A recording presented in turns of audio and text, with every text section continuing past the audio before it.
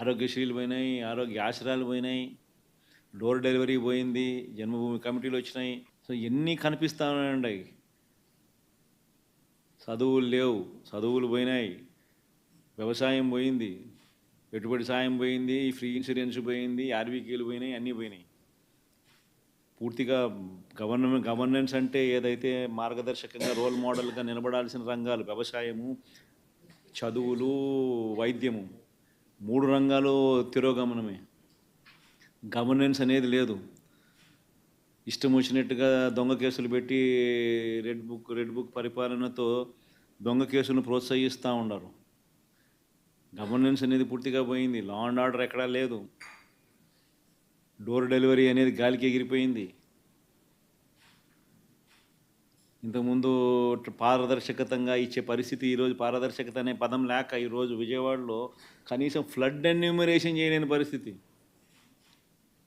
ఇన్ని ఇళ్ళు మునిగినాయి, ఈ మునిగిపోయిన ప్రతి ఇంటికి సహాయం చేయాలనుకుంటే కనీసం ఆ ఇళ్ళకు కూడా సహాయం చేయలేని పరిస్థితి. ఇప్పుడు కలెక్టర్ల దగ్గర చుట్టుముడుతున్నారు ప్రజలు. అంటే ఒక ట్రాన్స్పరెన్సీ లేదు, ఒక పారదర్శకత లేదు. కొందరికే నచ్చినోనికే ఇవ్వాలనుకుంటే ఇస్తారు. ఇవన్నీ స్టార్ట్ అయిపోయినాయి.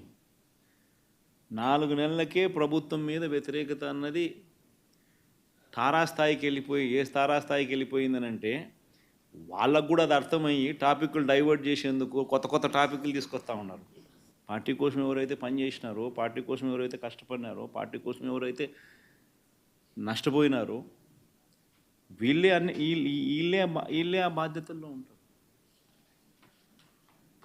సో పార్టీ అనేది మనది అనేది మనం అందరం కూడా కలిసికట్టుగా ఓనర్షిప్ తీసుకోవాలి. ఆ ఫైర్ అనేది రావాలి. పార్టీని దేశంలో ఏ పార్టీ లేనంత ఇంత బలంగా ఈ పార్టీని చేయాలని చెప్పి దృఢ సంకల్పంతో నిర్ణయం తీసుకొని అడుగులు వేస్తాను కదా నేను. అందుకని అడుగులు వేస్తాను. కేవలం ఎన్నికలు అయిపోయి 4 నెలలు కూడా కాల, 4 నెలలు అయింది. 4 నెలల్లోనే ఇంతగా నేను మిమ్మల్ని పిలిచి, మిమ్మల్ని మోటివేట్ చేసి, జిల్లా అధ్యక్షులను నియమించి, కొత్త వాళ్ళను మోటివేట్ చేసి, ఈ స్ట్రక్చర్ మళ్ళీ తీసుకొని రావాలని చెప్పి, ఇంత ఆర్గనైజ్డ్గా చేయాలని చెప్పి ఇంత మోటివేట్ ఎందుకు చేస్తా ఉన్నానంటే కేవలం అదే, ఆ ఫైరే. ఎట్టి పరిస్థితుల్లోనూ this party should become the strongest party in the country. కొన్ని లక్షల మంది మనల్ని ప్రేమించిన కార్యకర్తలు, కోట్ల మంది మనకు అభిమానించే ఓటర్సు, ఇంతమంది అభిమానస్తులు మనకున్నారు. వీళ్ళందరి కోసం మనం నిలబడాల్సిన అవసరం ఉంది. వీళ్ళందరికీ మంచి చేయాలని అంటే మనం ఆ సీట్లో ఉండగలిగితేనే మంచి చేయగలుగుతాం. దానికోసం అని చెప్పి మనం గట్టిగా యుద్ధం చేయాల్సి వస్తూ ఉంటుంది. ఖచ్చితంగా గుర్తుపెట్టుకుంటాం. సో ఒక స్ట్రక్చర్డ్ పద్ధతిలో పార్టీ బలోపేతానికి, గ్రామ స్థాయి నుంచి పార్టీ ఆర్గనైజ్డ్ స్ట్రక్చర్గా తయారు చేయడం కోసం, ఆర్గనైజ్డ్గా ఉండేదానికోసం బిల్డింగ్ స్ట్రక్చర్ తీసుకొచ్చే కార్యక్రమం చేస్తూ ఉన్నాం. ఆ దిశగా అడుగులు సీరియస్గా వేస్తూ ఉన్నాం. ఇప్పటికీ 4 నెలలు అయిపోయింది. ఇప్పటికే ప్రభుత్వం మీద వ్యతిరేకత గమనిస్తూనే ఉన్నాం. ఒక పక్క సూపర్ 6లు లేవు, ఒక పక్క సూపర్ 7లు లేవు, ఒక పక్క అబద్ధాలు అన్నది మోసం కింద కన్వర్ట్ అయిపోయింది, మోసం కింద కన్వర్ట్ అయింది, కోపం కింద కన్వర్ట్ అవుతుంది ప్రజల్లో. అన్ని విషయాలలోనూ ఈ ప్రభుత్వం పూర్తిగా అన్ని రకాలుగాను ఇదే రకమైన కొలాప్స్ అయ్యే పరిస్థితులకే పాలన ఉంది. స్కూళ్ళు పోయినాయి, ఫీజు రీయింబర్స్మెంట్లు పోయినాయి, హాస్పిటళ్ళు పోయినాయి, ఆరోగ్యశ్రీలు పోయినాయి, ఆరోగ్య ఆశ్రయాలు పోయినాయి, డోర్ డెలివరీ పోయింది, జన్మభూమి కమిటీలు వచ్చినాయి. సో ఎన్ని కనిపిస్తూ ఉన్నాయండి. చదువులు లేవు, చదువులు పోయినాయి, వ్యవసాయం పోయింది, పెట్టుబడి సాయం పోయింది, ఫ్రీ ఇన్సూరెన్స్ పోయింది, ఆర్బీకేలు పోయినాయి, అన్నీ పోయినాయి. పూర్తిగా గవర్నెన్స్ అంటే ఏదైతే మార్గదర్శకంగా రోల్ మోడల్గా నిలబడాల్సిన రంగాలు వ్యవసాయము, చదువులు, వైద్యము, 3 రంగాలు తిరోగమనమే. గవర్నెన్స్ అనేది లేదు. ఇష్టం వచ్చినట్టుగా దొంగ కేసులు పెట్టి రెడ్ బుక్ పరిపాలనతో దొంగ కేసులను ప్రోత్సహిస్తూ ఉన్నారు. గవర్నెన్స్ అనేది పూర్తిగా పోయింది. లా అండ్ ఆర్డర్ ఎక్కడా లేదు. డోర్ డెలివరీ అనేది గాలికి ఎగిరిపోయింది. ఇంతకుముందు పారదర్శకతంగా ఇచ్చే పరిస్థితి ఈరోజు పారదర్శకత అనే పదం లేక ఈరోజు విజయవాడలో కనీసం ఫ్లడ్ ఎన్యూమరేషన్ చేయలేని పరిస్థితి. ఇన్ని ఇళ్ళు మునిగినాయి, ఈ మునిగిపోయిన ప్రతి ఇంటికి ఇంత సహాయం చేయాలనుకుంటే కనీసం ఆ ఇళ్ళకు కూడా సహాయం చేయలేని పరిస్థితి.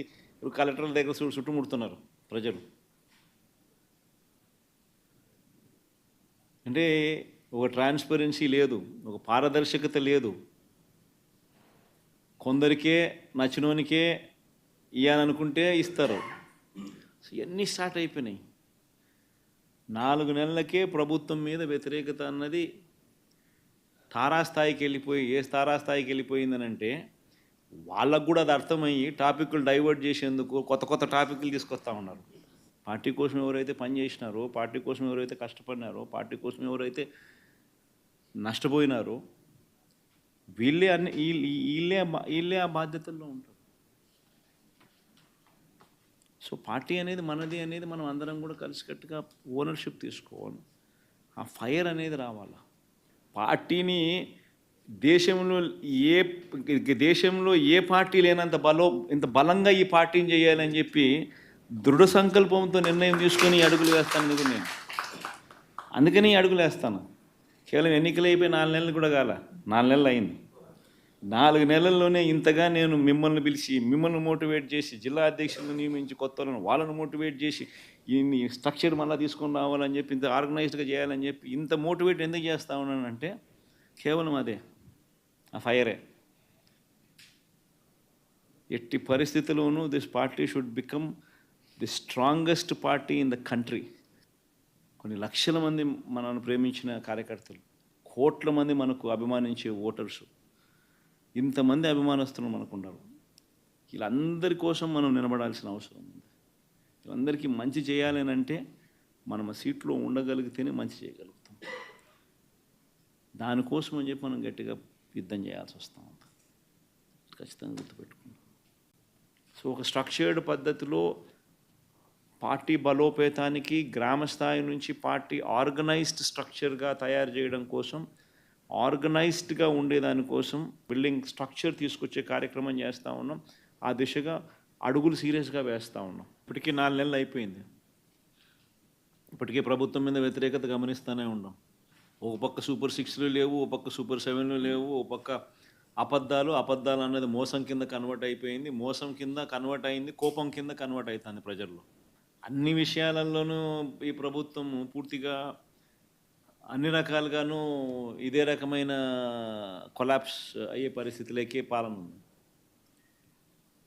స్కూళ్ళు పోయినాయి, ఫీజు రీయింబర్స్మెంట్లు పోయినాయి, హాస్పిటళ్ళు పోయినాయి, ఆరోగ్యశ్రీలు పోయినాయి, ఆరోగ్య ఆశ్రయాలు పోయినాయి, డోర్ డెలివరీ పోయింది, జన్మభూమి కమిటీలు వచ్చినాయి. సో ఎన్ని కనిపిస్తూ ఉన్నాయండి. చదువులు లేవు, చదువులు పోయినాయి, వ్యవసాయం పోయింది, పెట్టుబడి సాయం పోయింది, ఫ్రీ ఇన్సూరెన్స్ పోయింది, ఆర్బీకేలు పోయినాయి, అన్నీ పోయినాయి. పూర్తిగా గవర్నెన్స్ అంటే ఏదైతే మార్గదర్శకంగా రోల్ మోడల్గా నిలబడాల్సిన రంగాలు వ్యవసాయము, చదువులు, వైద్యము, 3 రంగాలు తిరోగమనమే.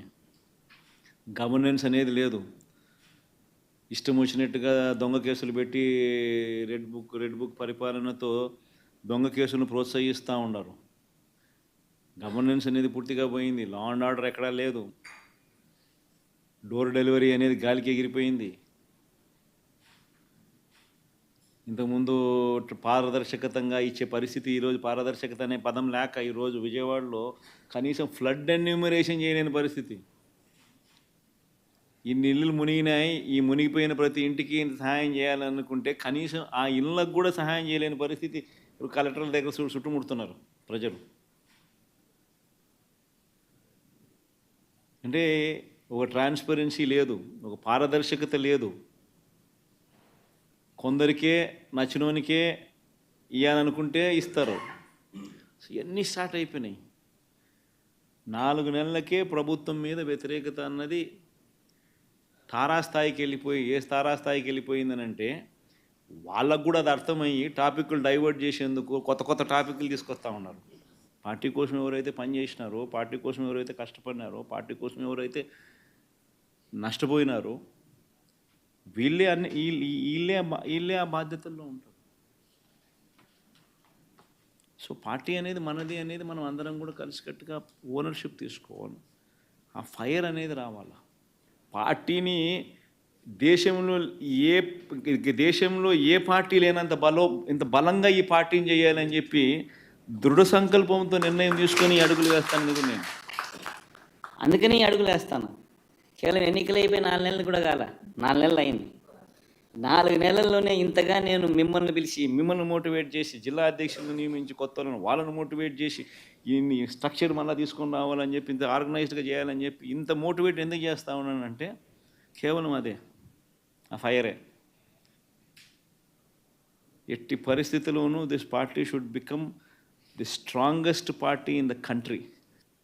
కొన్ని లక్షల మంది మనల్ని ప్రేమించిన కార్యకర్తలు, కోట్ల మంది మనకు అభిమానించే ఓటర్స్, ఇంతమంది అభిమానస్తులు మనకున్నారు. వీళ్ళందరి కోసం మనం నిలబడాల్సిన అవసరం ఉంది. వీళ్ళందరికీ మంచి చేయాలని అంటే మనం ఆ సీట్లో ఉండగలిగితేనే మంచి చేయగలుగుతాం. దానికోసం అని చెప్పి మనం గట్టిగా యుద్ధం చేయాల్సి వస్తూ ఉంది. ఖచ్చితంగా గుర్తుపెట్టుకుంటాం.